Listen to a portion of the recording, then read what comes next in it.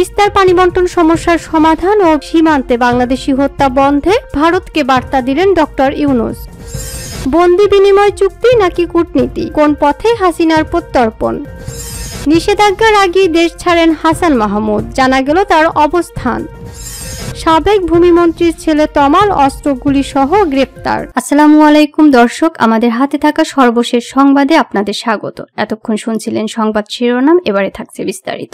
তিস্তার পানি বন্টন সমস্যার সমাধান ও সীমান্তে বাংলাদেশি হত্যা বন্ধে ভারতকে বার্তা দিলেন ডক্টর ইউনূস। বাংলাদেশের অন্তর্বর্তীকালীন সরকারের প্রধান উপদেষ্টা ডক্টর মোহাম্মদ ইউনূস বলেছেন, অন্তর্বর্তীকালীন সরকার ভারতের সাথে তিস্তা পানি বন্টন চুক্তি নিয়ে মতপার্থক্য নিরসনের উপায় খুঁজে বের করবে, কারণ বছরের পর বছর এই চুক্তিকে বিলম্বিত করা কোনো দেশের স্বার্থে ভালো নয়। এছাড়া তিস্তার পানি বন্টন সমস্যার সমাধান হতে হবে বলেও স্পষ্ট বার্তা দিয়েছেন তিনি। একই সঙ্গে সীমান্তে হত্যাকাণ্ডের নিন্দাও জানিয়েছেন ডক্টর ইউনূস। তিনি বলেছেন, এটি কোনো সমাধান নয়। ভারতীয় বার্তা সংস্থা পিটিআইকে দেওয়া এক সাক্ষাৎকারে ডক্টর ইউনূস এসব মন্তব্য করেন। পিটিআই নিউজের ওয়েবসাইটে শুক্রবার 6 সেপ্টেম্বর সাক্ষাৎকারটি প্রকাশিত হয়েছে। ঢাকায় নিজের সরকারি বাসভবন থেকে পিটিআইকে দেওয়া এই সাক্ষাৎকারে ডক্টর ইউনূস বলেন, দুই দেশের মধ্যে পানি বন্টনের সমস্যা অবশ্যই আন্তর্জাতিক নিয়ম অনুযায়ী সমাধান করা উচিত। বাংলাদেশের মতো ভাটি দেশগুলোর এ ব্যাপারে অধিকার রয়েছে।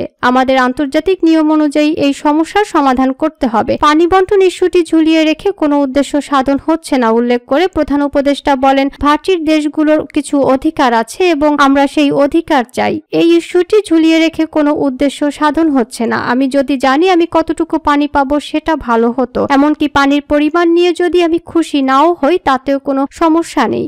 এই বিষয়টি সমাধান হতেই হবে। দ্রুত তিস্তার পানি বন্টন চুক্তির জন্য ভারতকে অন্তর্বর্তী সরকার চাপ দিবে কিনা এমন প্রশ্নের জবাবে ডক্টর মোহাম্মদ ইউনূস বলেন, চাপ একটি বড় শব্দ, আমি এটা বলছি না, তবে আমাদের একসঙ্গে বসে সমাধান করতে হবে। তিনি বলেন, এটা নতুন কোনো সমস্যা নয়, অনেক পুরনো সমস্যা। এই বিষয়ে আমরা একাধিকবার কথা বলেছি। বিষয়টি নিয়ে আলোচনা শুরু হয় পাকিস্তান আমলে। আমরা সবাই চেয়েছিলাম এই চুক্তি হোক, এমনকি ভারত সরকারও এর জন্য প্রস্তুত ছিল, কিন্তু পশ্চিমবঙ্গ রাজ্য সরকার এর জন্য প্রস্তুত ছিল না। আমাদের এটি সমাধান করতে হবে।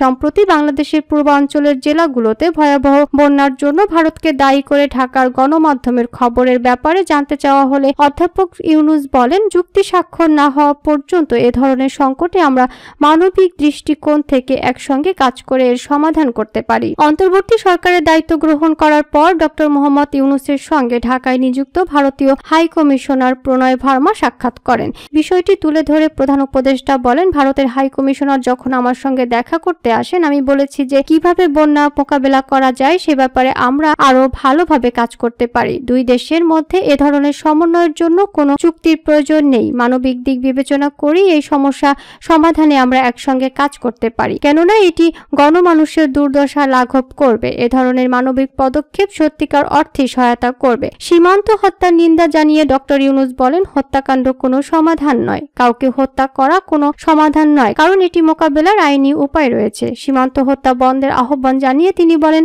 সীমান্ত হত্যা একতরফা ব্যাপার। আপনার দেশ দখলের জন্য কেউ সীমান্ত অতিক্রম করছে না। এই হত্যাকাণ্ড বন্ধ করতে হবে।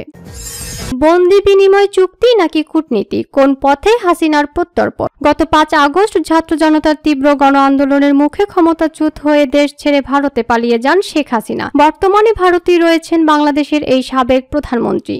ভারতে হাসিনার অবস্থান নিয়ে নাখোশ বাংলাদেশ জাতীয়তাবাদী দল, বিএনপি, জামায়াত ইসলামী সহ শীর্ষ পর্যায়ের রাজনৈতিক দলগুলো। শুধু তাই নয়, বৈষম্য বিরোধী ছাত্র আন্দোলনের শীর্ষ নেতারাও হাসিনার বিচারে কাঠগড়ায় দাঁড় করানোর কথা বলছেন। এখন পর্যন্ত হাসিনার বিরুদ্ধে শতাধিক মামলা দায়ের হয়েছে। একই সঙ্গে গণহত্যার অভিযোগের তদন্ত চলছে আন্তর্জাতিক অপরাধ ট্রাইব্যুনালে। এই পরিস্থিতিতে হাসিনাকে ভারত থেকে ফেরানো নিয়ে চাপ বাড়ছে অন্তর্বর্তীকালীন সরকারের উপর। পররাষ্ট্র মন্ত্রণালয়ের প্রতিবারের প্রেস ব্রিফিং এ প্রশ্ন উঠছে হাসিনার ভারত অবস্থান নিয়ে। এমন আবহে গতকাল ভারতীয় সংবাদ সংস্থার পিটিআই এর সঙ্গে এক সাক্ষাৎকারে হাসিনাকে ভারত থেকে ফিরিয়ে বিচারের মুখোমুখি করার কথা জানিয়েছেন অন্তর্বর্তীকালীন সরকারের প্রধান উপদেষ্টা ডক্টর মোহাম্মদ ইউনূস। একই সঙ্গে দিল্লির সেফ হাউসে বসে যে সব নির্দেশনা পাঠাচ্ছেন হাসিনা তাতে বিরক্ত প্রকাশ করেন তিনি। এখন প্রশ্ন হচ্ছে, অন্তর্বর্তীকালীন সরকার চাইলে কি ভারত হাসিনাকে ফেরত পাঠাবে? এ নিয়ে দোলাচলে ঢাকার রাজনৈতিক মহল। বাংলাদেশ বাংলাদেশ ভারত বন্দি বিনিময় চুক্তির মাধ্যমে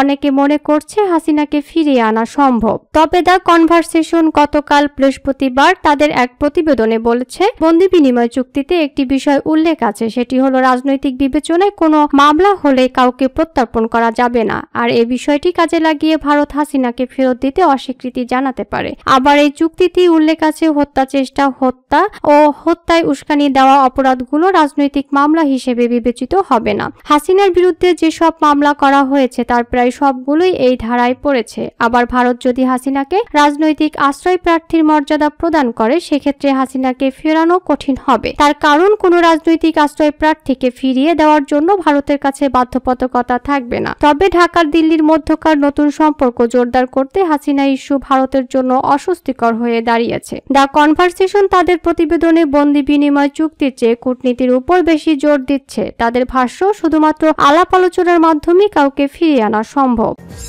নিষেধাজ্ঞার আগেই দেশ ছাড়েন হাসান মাহমুদ, জানা গেল তার অবস্থান। শেখ হাসিনা সরকারের পতনের পরদিন 6 আগস্ট ঢাকার শাহজালাল আন্তর্জাতিক বিমানবন্দরে সাবেক প্রতিমন্ত্রী জুনায়েদ আহমেদ পলক ও সাবেক পররাষ্ট্রমন্ত্রী হাসান মাহমুদ গ্রেপ্তার হন বলে গণমাধ্যমে খবর ছড়িয়ে পড়ে। এর কয়েকদিন পর জুনায়েদ আহমেদ পলককে গ্রেপ্তার করে পুলিশ। তবে হদিস মেলেনি সাবেক পররাষ্ট্রমন্ত্রী হাসান মাহমুদের। এর মধ্যে সামাজিক যোগাযোগ মাধ্যমে অনেকে লিখেছেন, ডক্টর হাসান মাহমুদ দেশ ছেড়েছেন, তবে তিনি কোথায় আছেন সে বিষয়ে চলছে আলোচনা। খোঁজ নিয়ে জানা গেছে, হাসান মাহমুদ এখন বেলজিয়ামের লিমবুর্গ প্রদেশের হ্যাসেল্ট সিটিতে তার নিজের বাড়িতেই আছেন। দুবাই হয়ে জার্মানিতে যান তিনি। জার্মান শাখার আওয়ামী লীগের সাধারণ সম্পাদক মোবারক আলী ভূঁইয়া বকুল দেশের একটি গণমাধ্যমকে এ তথ্য জানিয়েছেন। তিনি ডক্টর হাসান মাহমুদকে ডসেলডর্ফ বিমানবন্দরে বেলজিয়ামের বাড়িতে পৌঁছে দেন। মোবারক আলী ভূঁইয়া বকুল জানান, গত 26 আগস্ট বিকেল 2:45 জার্মানির ডসেলডর্ফ বিমানবন্দরে পৌঁছেন। সেখান থেকে সড়ক পথে বেলজিয়ামের নিজ বাড়িতে যান। বকুল গণমাধ্যমকে বলেন, তিনি এখানেই আছেন এবং সেভ আছেন, এইটুকু আর কি। এখনো কারো সঙ্গে যোগাযোগ করছেন না, কারো সঙ্গে তার যোগাযোগ নাই। এদিকে দুদকের আবেদনের পরিপ্রেক্ষিতে আদালত গত 2 সেপ্টেম্বর হাসান মাহমুদের দেশ ত্যাগে নিষেধাজ্ঞা দেয়। দেশ ছাড়লেও সরকার পতনের পর হাসান মাহমুদের বিরুদ্ধে ঢাকা, চট্টগ্রামে অনেকগুলো হত্যা মামলা হয়েছে।